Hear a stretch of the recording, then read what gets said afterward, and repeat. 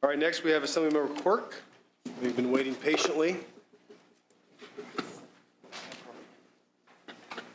And again, moving forward, we're going to, the support will have 2 at 2 minutes. The opposition will have 2 at 2 minutes. And then me too's, and I'm going to keep a time. So I will cut you off if you go past 2 minminutes. All you right. can take as much time as you'd like, though.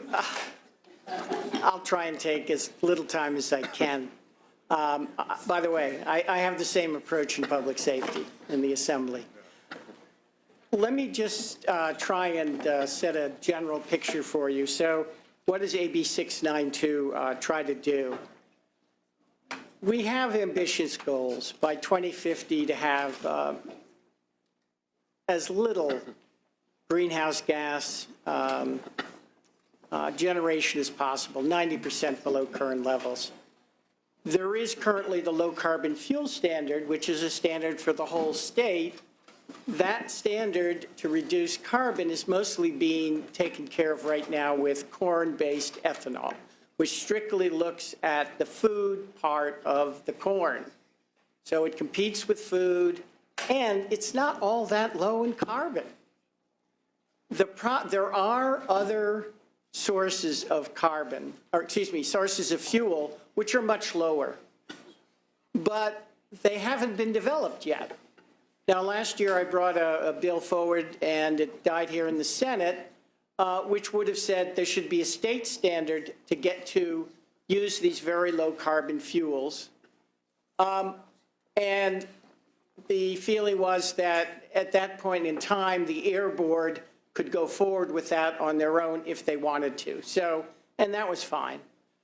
Right now, what I'm saying is these industries need support, and the state is saying we need these fuels. So what I'm doing is I'm saying, state, you say you want these very low carbon fuels. To get these things started, there are pilot plants, then they have to go to a larger scale and a larger scale. This involves hundreds of millions in investment. We need some sort of buyer who will buy these very low carbon fuels. That buyer can be, and I think should be, the state of California. The state of California should be leading the way. It's telling everyone else, you know, use lower carbon fuels, go forward. Well, the state ought to be leading with that.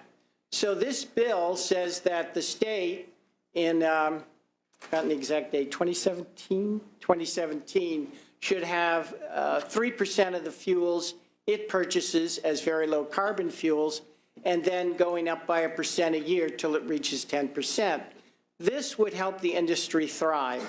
So I have a witness here today, Lauren Hayjack from the California Biodiesel Alliance, the representative, and Johannes Escudero, Executive Director, Coalition for Renewable Natural Gas. All right, please limit testimony to 2 minutes.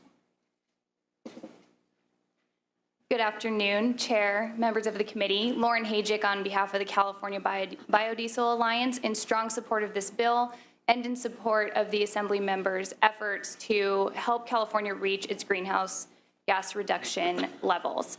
As the Assembly member said, this bill would encourage production of low carbon intensity fuels in the state of California. Currently, biodiesel production has 7 plants in California and 3 are in construction. These biodiesels are made out of second-hand feedstock, which are animal fats and cooking oil mainly, and this results in a product that has an incredibly low carbon intensity level, which will help California reach its LCFS emission standards.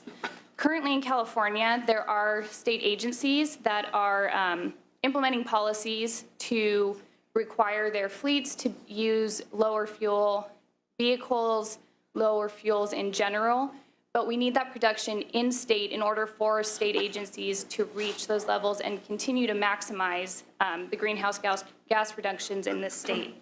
This bill would give California the opportunity to be leaders in greenhouse gas reductions and in low fuel standards. And so we encourage your support of this bill. Thank you. Thank you very much. Please. Mr. Chair, members of the committee, Johannes Escudero with the Coalition for Renewable Natural Gas. We are the national public policy advocacy and education platform representing the renewable natural gas industry. Our members produce 90% of the renewable natural gas, or biomethane, the pipeline quality biogas, in the United States. And regretfully, less than 1% of that is actually produced here in the golden state of California. That is largely because for nearly a quarter century, there was statute on the books that effectively prohibited the injection of renewable natural gas into the common carrier pipelines. Thankfully to Assembly Bill 1900, which our coalition was responsible for, Assemblyman Mike Gatto got through the legislature for us in 2012, that is now technically, it's now technically possible to inject biomethane. The PUC just provided a ruling 2.5 weeks ago, finalizing the second half of that regulatory implementation. But the reality is, since that bill, there's been no new developments in California. Because of the low carbon fuel standard, there is biomethane coming in, produced outside California and consumed in the state, but we need the incentive, speaking from the industry's perspective. We need programs like the Very Low Carbon Fuels program implemented by AB 692 to demonstrate demand. And I think there's no better way than for the state of California to lead by example by requiring at least a 3% blend to come from renewable fuels. So we strongly support, and with that, happy to answer any questions the committee has as well. Thank you very much. Anybody else in support? State your name, organization, your support, please. Thank you. Tim Carmichael with the California Natural Gas Vehicle Coalition in support. Been involved in efforts over the last several years trying to get the state fleets to do more. Thank you. Thank you very much. All right. Good afternoon, Ryan Kenny with Clean Energy in strong support. Thank you. Anyone else in support? Those in opposition? Let's see, we had one from Caltax, but apparently they're not here. So I have a question, Assembly Member. Certainly. So it says in the committee analysis, it says the committee may wish to consider whether it is, it says the LCFS, a program, a work in progress. The ARB is currently in the process of readopting the LCFS in the wake of litigation. The committee may wish to consider whether it is appropriate to establish a separate LCFS mandate for the state fleet, even as ARB is reestablishing the LCFS. So I think that's a reasonable decision to take. How do you respond to that? Well, first of all, the low carbon fuel standard has been under litigation because of the opposition of the basically the petroleum industry. They do not have opposition to this. This is a very different situation. In fact, they helped me draw up the bill. So we don't have the same kind of opposition here. This is just very different from a statewide standard. We're just asking the state to be a leader and to promote these industries. In particular, one other source that has been mentioned here is cellulosic ethanol. Dow Chemical now has a pilot plant in Iowa. I'd love to have additional plants here in California. We could do that if we had people who were going to buy it. And right now, the difficulty is because it's never been scaled up, the prices are high. But if we have a buyer, the state, things can be scaled up, and at that point, they become cheaper and they become available to a larger group. Okay, thank you. Any other questions from the committee? No? Would you like to close? I ask for your I vote. All right. Great. What's the desire of the committee? We have a motion. Could have the secretary call the roll? The motion is do pass and refer to the Committee on Environmental Quality. Bell? Canella? No. Canella, no. Allen? Bates? No. Bates, no. Gaines? Galgiani? Leyva? Leyva, I. McGuire? McGuire, I. Mendoza? Roth? Roth, I. Wachowski. 3 to 2. We'll leave that on call. Thank you, Mr. Thank Clerk. you. Appreciate your patience. All right. So, Mr. Cooley, are you then? Chow is next on the list. I think he left, so please come on up. And again, in interest of time, 2 minutes for 2 people in support, 2 minutes for 2 people in opposition, and then me too. So thank you, sir. Thank you, Mr. Chair and Senators. I'm here today to present my Assembly Bill 870 relating to rapid rehousing as a method to combat homelessness.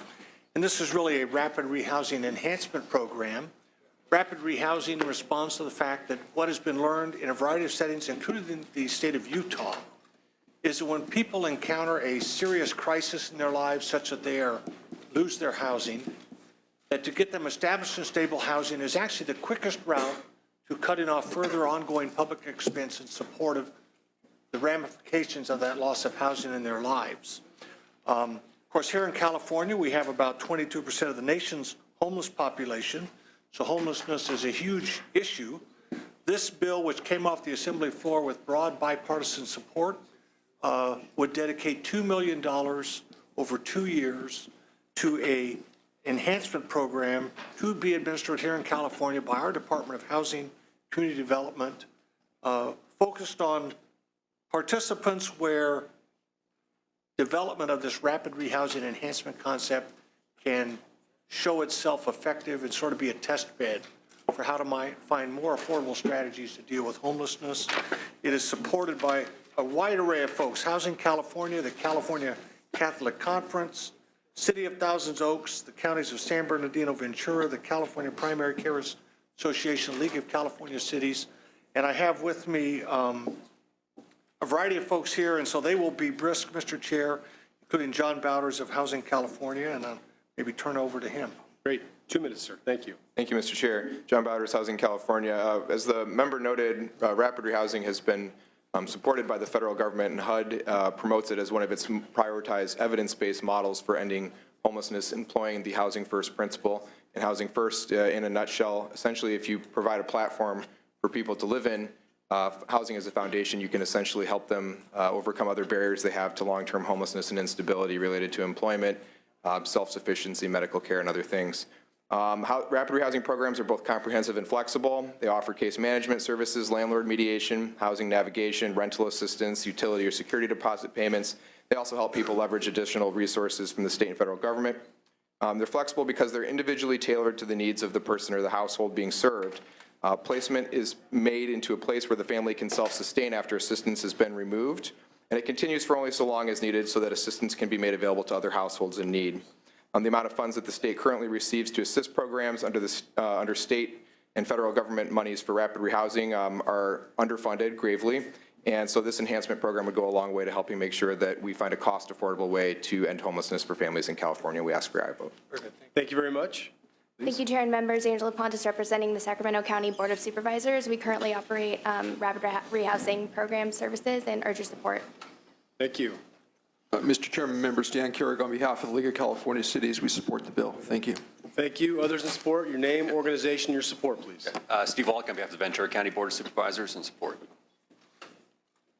Anthony Newman on behalf of the County of San Bernardino in support. Greg DeShare with the ARC and United Cerebral Palsy California Collaboration in support. Any others in support? I noted in the staff report there was no written opposition, but is there anybody opposed that showed up for today?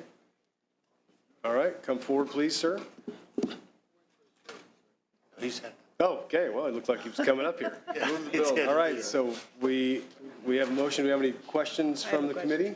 No, we have a motion. Oh, yes, Senator Bates. I'm wondering where performance metrics are going to be built into the pilot program. Having served on the Board of Supervisors for many years, it always troubled me when the state sent us money for a variety of programs, many administered by nonprofits.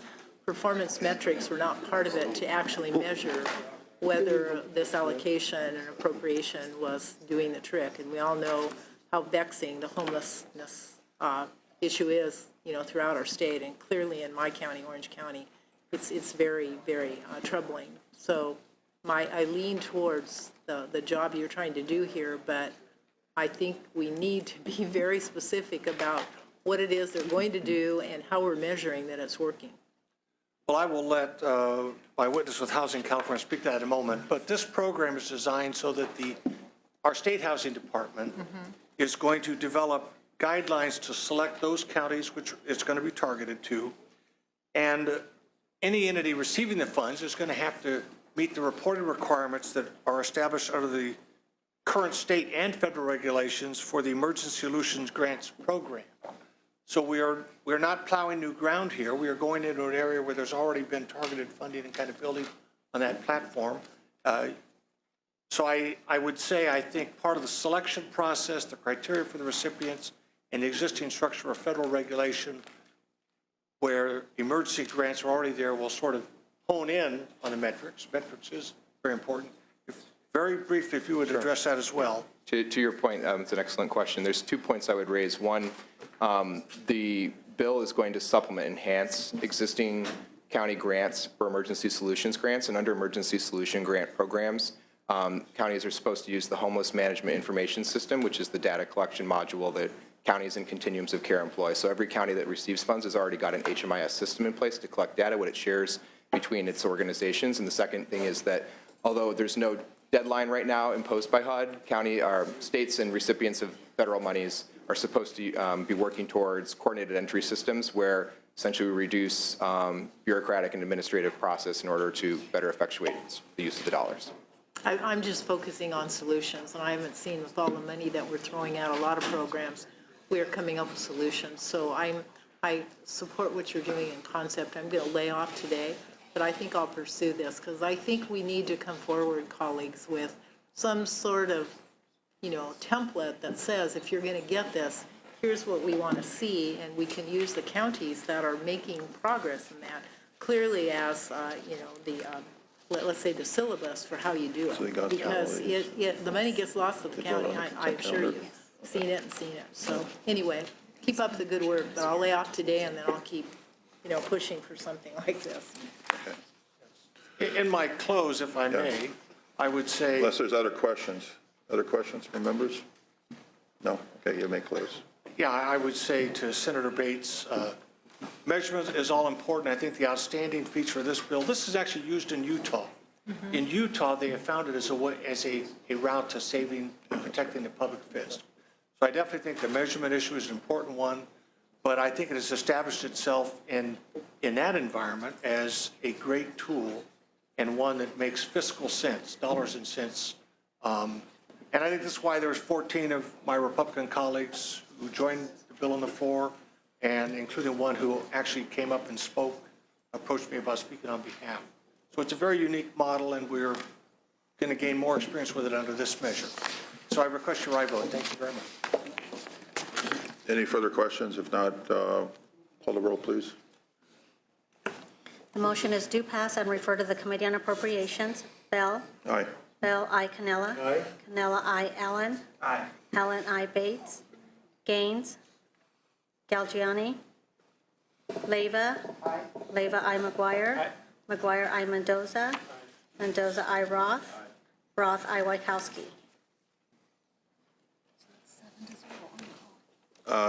Senator, thank you. It's 7-0 vote, and I will be on call for other members to vote. Please, if we could call Assemblymember Zhao. You're next. You have the floor, and I believe you're going to present your bill on item 9. Is that correct? That's correct, Mr. Chairman. AB 744. Thank you very much, Mr. Chairman. And AB 90, item 3, was placed on the consent calendar, and will defer for further action, item 5, AB 587. So you have the floor, Senator. Thank you very much, Mr. Chairman and Senators. Good afternoon. It's my pleasure to present to you AB 744 for your consideration. AB 744 addresses governmental constraints that make it more expensive to build affordable housing for California families. That is unnecessary parking requirements. Many local governments apply minimum parking standards to housing developments that do not reflect the actual demand for parking among residents. On-site parking requirements can significantly increase the cost of a housing development. The average construction cost per space in a parking structure in the United States is about $24,000 for above-ground parking and $34,000 for underground parking. A recent survey of 46 100% affordable housing projects in the Bay Area found that about 2,000 parking spaces out of 5,600 went unused. Those unused parking spaces cost well over $100 million to build. The funding for affordable housing comes from public sources, including voter bonds and low-income housing credit credits. As such, public funding subsidy is being wasted on unused parking spaces rather than investing in more affordable units. AB 744 would eliminate the minimum parking standards required for affordable housing projects that are 100% affordable if the development meets one of the following three criteria. 1, it is within a 1/2 mile of a major transit stop. 2, it is a senior-only development. Or 3, it is a special needs housing development. The purpose of the bill is not to allow a developer to include zero parking if that does not make sense for the development. Rather, the purpose is to eliminate arbitrary parking requirements that do not reflect the true market demand. To address concerns raised by the cities and preserve the discretion of local governments, I amended the bill to allow local government to allow for a higher parking standard if they completed a parking study in the last 5 years that would show a need for more parking spaces. AB 744 is a common sense bill that reduces the cost of building affordable housing while maintaining discretion at the local level. This afternoon, I have a couple witnesses with me. Let me introduce Mia Kang, who develops affordable housing around the state, who could provide some background information. Thank you, Assemblymember Chow, and thank you, members of the Senate Commission. My name is Mia Kong, and I'm an affordable housing developer. I build infill housing throughout the state of California. One of the absolute critical things that I have to deal with every single development is parking standards. Oftentimes, parking is excessively just passed down. Often, planners don't understand the cost of construction of parking nor the feasibility of it, and they often blindly just assign number of parking spaces. Often, it's 2.5 parking spaces per unit, regardless of how close you are to transit, regardless of how close you are, or regardless of your tenant population. We often build for seniors and special needs populations which do not drive. We did a project in the city of Stockton where we built entitled a homeless project. They asked for 2 parking spaces per unit, even though our tenants were mentally ill and homeless. As a result, it took me 8 months to negotiate a reduction. So instead of 102 parking spaces for 51 units, I was down to 35, but it took me nearly 9 months to achieve that goal. And fortunately, we just were awarded this morning the very first TOD award for Strategic Growth Council and the cap and trade dollars. So this is a bill that will help all affordable housing developers in the state balance the parking requirements so that we can stop putting the cost of driving into our housing, increasing the housing costs, also making it very infeasible to develop housing because we often have to size how much parking will actually limit how much housing we can build. So we are now not only building excessive parking where no one parks, we are prioritizing empty parking spaces versus housing for our vulnerable and low-income families near transit. And at the same time, we are increasing the amount of GHGs we're driving every single day by reducing the amount of parking and by allowing developers to size this accordingly to their population and to their funding. We all have to put a lot of money into these deals. So they have to balance, they have to make sense, they have to be for the market. But if you allow us to take that on and work with our jurisdictions, we will deliver excellent projects and we will prioritize housing over parking. And we will be able to build more housing units in California rather than excessive parking spaces that no one parks in. Thank you. Thank you. The chair is a planner, by the way, so I don't know. Some of us understand. Okay, go ahead, sir. Alan Gordon, Deputy Treasurer, Infrastructure Development for State Treasurer John Chung. Yes. Treasurer sits on 3 of the 4 public agencies that work on housing in California: the Tax Credit Allocation Committee, the California Debt Limit Advisory Committee, and CalHFA. We work very closely also with HCD. Make no mistake, with putting aside all the Sturm and Drang, the single largest impediment to business expansion in California is the cost of housing. There are no magic bullets. There's not one law you folks are going to pass that's going to bring down the cost of housing in California. There are a series of different arrows that we need in the quiver.